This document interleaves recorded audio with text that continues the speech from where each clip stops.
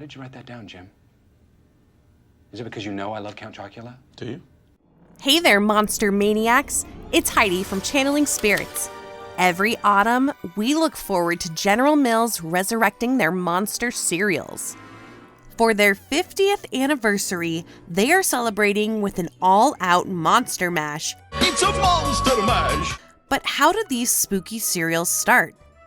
While the first monster cereals debuted in March of 1971, their inception dates back even further. General Mills launched a new hit in 1964 with Lucky Charms. They're always after me, Lucky Charms. So they began to consider a chocolate marshmallow cereal. Sorry, a new chocolate marshmallow cereal. At the same time, they were also dreaming up a strawberry cereal with marshmallows. In 1969, they contracted Dancer Fitzgerald Sample, the marketing company that came up with Trix Rabbit, to assist them.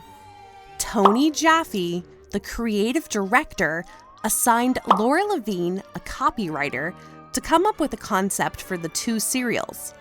The monster craze of the 60s had a new generation interested in Universal monsters.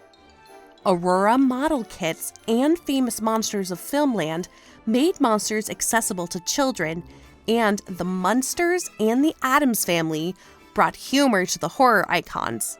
Laura Levine recalled, "At the time, Captain Crunch was very popular, and Tony wanted something funny. Levine had just been hired and didn't even have an office, so she sat at the secretary's desk to try and come up with a duo." Jaffe was interested in parodies of Dracula and Frankenstein. Levine came up with their names. Illustrator George Carn, who drew up the original Trix Rabbit and Lucky the Leprechaun, sketched the first images of Count Chocula and FrankenBerry. In March 1971, the delicious duo debuted. Count Chocula. Biffle, here's the super sweet new cereal, FrankenBerry. Their voices were based on the classic performances of Bela Lugosi and Boris Karloff. How dare that asshole bring up Karloff? You think it takes talent to play Frankenstein? It's all makeup and grunting. Bella, I agree 100%. Now, Dracula, that's a role that requires talent. The original corn cereal puffs were circles with a cross in the middle, and the marshmallows were non-distinct bits. The initial commercials showed both monsters in constant competition, while also being scared of everything. Though both cereals were a success, by 1972, FrankenBerry was causing some issues. The journal Pediatrics documented a boy who was hospitalized for 4 days with suspected rectal hemorrhaging. It turns out the red dye used in FrankenBerry, which was harmless, did have a tendency to turn people's stool pink or red. Jesus Christ, boy! What did you eat? FrankenBerry. Both cereals were reformulated to remove this pigment. Not wanting to be haunted by this, General Mills introduced a new blueberry cereal the same year. Hey, you know what I always loved about your cereal? It tasted like blueberries. But I've got blueberry-flavored marshmallows.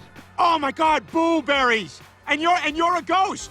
Who the hell is Booberry? Hello, my name is Boo. Let me finish. Booberry. Booberry was voiced by Paul Frees doing a Peter Lorre impression. But nobody knows that, excepting you and me. Freeze was no stranger to spooky things, considering he was the ghost host for Disney's Haunted Mansion.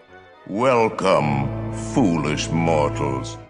In February 1973, Booberry was released nationally and joined the competition for which cereal was the best. But the terrible trio quickly grew to a quartet when Fruit Brute arrived in 1974. I'm me, Fruit Brute. Fruit Brute cereal was an unspecified fruit flavor with lime-flavored marshmallows. If the sugary sweet treat wasn't enough to get kids asking for monster cereals, the constant promotions were. Boxes came with rings, eraser heads, records, and more. But all the exclusive goodies weren't enough to save Fruit Brute from being slain. In 1982, after a slump in sales, the werewolf was put down. Despite this, Quentin Tarantino, a die-hard fan, showcased the cereal in both Reservoir Dogs and Pulp Fiction well after their shelving. A year after the fall of Fruit Brute, the marshmallow sizes increased and had more distinct shapes.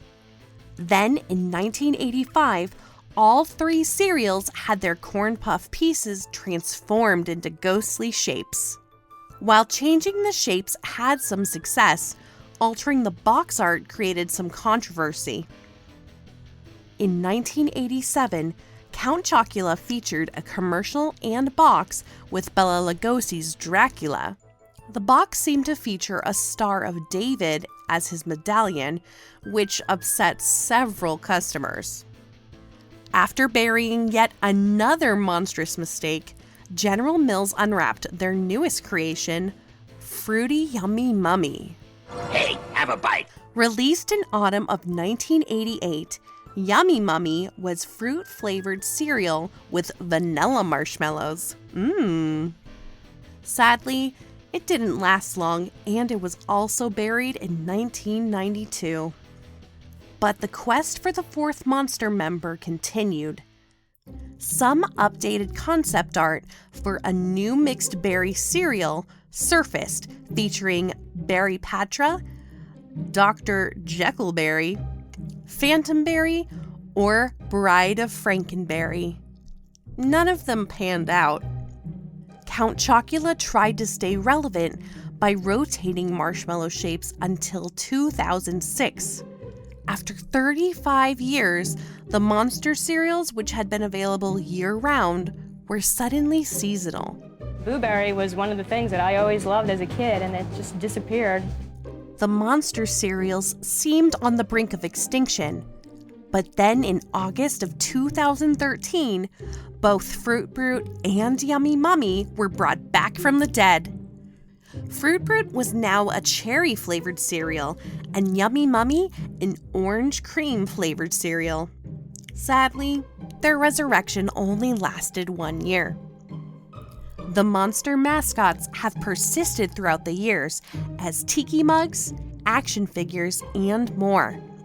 Now as they reach their 50th anniversary, they are celebrating with retro boxes and an all-new Monster Mash, mixing all previous cereals together.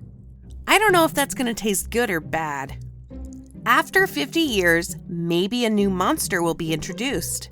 The creature with the black macaroons! If you liked this video and think we deserve it, I've been touched by greatness. Please subscribe. A huge thank you to our Patreon supporters who help us make these videos possible.